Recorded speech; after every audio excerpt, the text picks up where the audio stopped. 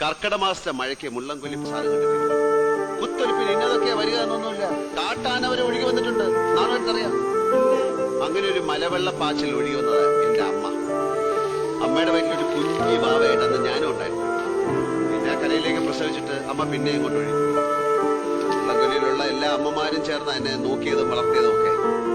വളർന്ന് തണ്ടും തടിയുള്ള ആണൊരുത്തനാവുമ്പോ അവരുടെ കാര്യങ്ങൾ നോക്കാനും സംരക്ഷിക്കാനുള്ള ഉത്തരവാദിത്വം എനിക്കില്ലേ സാർ?